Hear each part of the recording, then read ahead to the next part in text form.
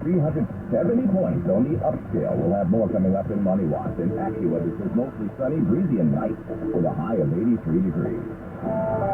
Went News Time, 221 from the traffic center now. Here is Greg White. Well, you got a crash on the belt in Brooklyn, eastbound side, getting out towards the area of Pennsylvania Avenue. Looks like an SUV and a pickup truck sitting in the left lane, and everybody else is stuck behind it. From Flatbush Avenue westbound, belt still a standstill. From Flatbush Avenue to Cropsey Avenue with that wreck that just won't quit. Here's what you need to know about the bridges and tunnels. Citybound side of the George Washington Bridge, no more than a few minutes upper and lower. Southbound Deegan's not great, but everything else is worse getting out. Lincoln's about 10 minutes right now in or out, so's the Holland. RFK is sluggish, Queensbound, but the Whitestone and Throgsneck, that has to be worse. Brooklyn-bound Brooklyn Bridge, Citybound Williamsburg, all sorts of slow at this hour. Garden State Parkway, car went and caught fire southbound your exit 148. So you got the right lane out as they tend to that, starting to get bad all the way back towards exit 150. Traffic is sponsored by Value Care.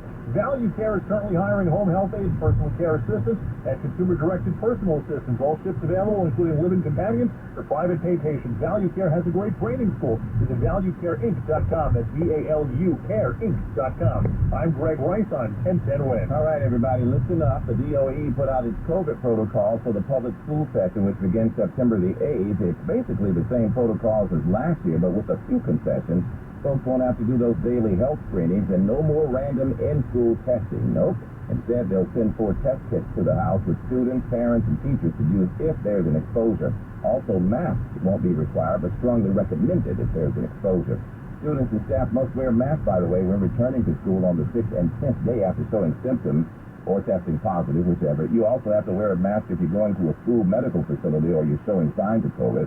Now, hear this, folks, now. Teachers will still have to be vaccinated, along with all other contracted workers, before entering a school building. That requirement is still in place. And to repeat, teachers still have to be vaccinated, along with other contracted workers. And all visitors will be required to show proof of at least one vaccination. And while kids won't need to be vaccinated to attend class, they will once again have to show proof of vaccination to participate in extracurriculars, including high-risk PSAL sports. Got it? All right. Big protest today at the criminal courthouse in the Bronx as dozens of union members pushed for the harshest sentence for the guy who allegedly beat up a subway cleaner last week. Samantha Lehman went up there to check it out for us. CWU Local 100 rallying before this hearing for Alexander Wright, who is accused of assaulting subway cleaner Anthony Nelson Thursday as he was helping a customer who says Wright was harassing riders. Union Vice President Robert Kelly says the system is letting them down. Anthony is not the first one to get assaulted, but we want to make sure that he's the last. As of the first quarter of this year, there were 26 physical assaults on MTA workers, but there are many more incidents of spitting and verbal abuse. Female Nelson's mother says her son is suffering after breaking his nose and collarbone. My son had 2 surgeries, one on Friday and one yesterday. Anthony should not be laying up in that bed. Anthony should have to continue to do his job. The union argues Wright's been arrested 42 times and should be remanded, and if convicted, get the max 7-year term. Samantha Lehman, 1010 Win, outside Bronx Criminal Court. And from his hospital bed, Anthony Nelson issued a statement saying he does not regret his decision to step in and help that strap hanger, adding, "You can't turn a blind eye to helping people." Wilmington, Delaware now, and it's the Tigers Roar. Tiger Woods, that is, won't be participating in the FedEx Cup event there, but his presence there could give the Saudi-backed Live Golf Tournament a run for the money.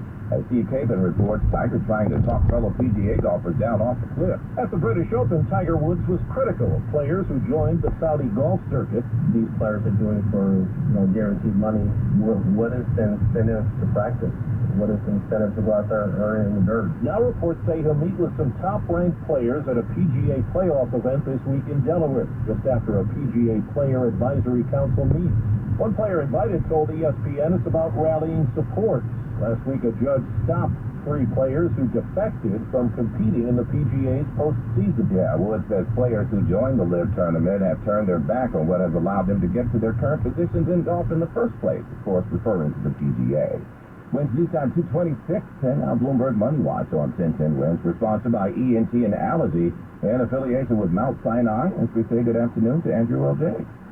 Good afternoon, and it's turning into a pretty good afternoon on Wall Street. The mixed market that we saw earlier today left behind. We're now higher across the board. Dow rising 350, NASDAQ up 39, S&P 500 gaining 25.